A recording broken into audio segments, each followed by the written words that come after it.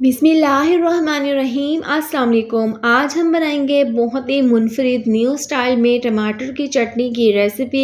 इसका टेस्ट और इसको बनाने का तरीका बहुत ही डिफरेंट सा है और ये खाने में बहुत ही मज़ेदार बनती है।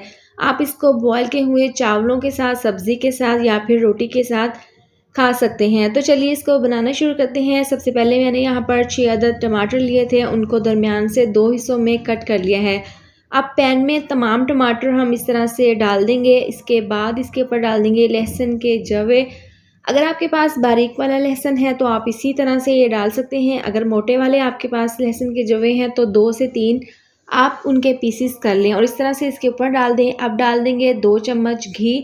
आप ऑयल भी डाल सकते हैं। इस तरह से डालने के बाद स्लो आंच पर हम इसको कवर करके तकरीबन 4 से 5 मिनट के लिए पकने के लिए रख देंगे। तो देखें थोड़ी देर के बाद ढक्कन खोलकर हमने चेक कर लेना है और देखें आप देख सकते हैं कि टमाटर जो हैं वो काफ़ी अच्छे से सॉफ्ट हो गए हैं और लहसुन भी यहाँ पर काफ़ी अच्छे से सॉफ्ट हो गया है। अब हमने क्या करना है, तमाम टमाटरों के ऊपर से हमने छिलका उतार लेना है। आप देख सकते हैं ये काफ़ी अच्छे से सॉफ्ट हो गए हैं, बहुत ही आसानी के साथ से इसके ऊपर से ये छिलका उतर रहा है। अब देखें हमने चूल्हा बंद कर देना है और हल्का सा हमने इसको ठंडा कर लेना है। इसके बाद हम इसको देखें तमाम टमाटर को डाल देंगे बाउल के अंदर और डाल देंगे इसके अंदर खीरा।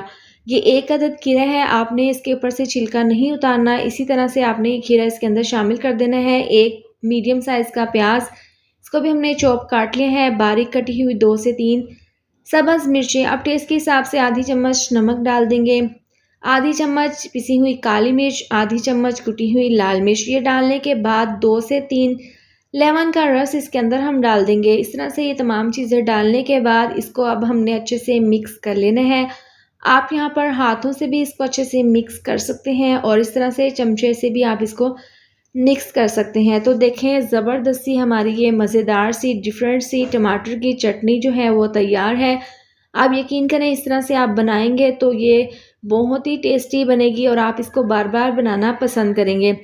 तो इस तरह से हमने इसको अच्छे से मिक्स कर लिया है। आप इसकी लुक देख सकते हैं। आप इसको बॉयल चावलों के साथ या फिर आप सब्ज़ी के साथ या फिर रोटी के साथ इसको खा सकते हैं। तो इस तरह से हम इसको सर्व कर लेंगे। ये वाकई में ही बहुत ही मज़ेदार बनकर तैयार हुई थी। इसके साथ ही वीडियो अच्छी लगे तो लाइक और शेयर कर दें। अगर आप मेरे चैनल पर न्यू हैं तो चैनल को सब्सक्राइब कर दें। मिलते हैं नेक्स्ट वीडियो में। अपना ढेर सारा ख्याल रखें। अल्लाह हाफिज़।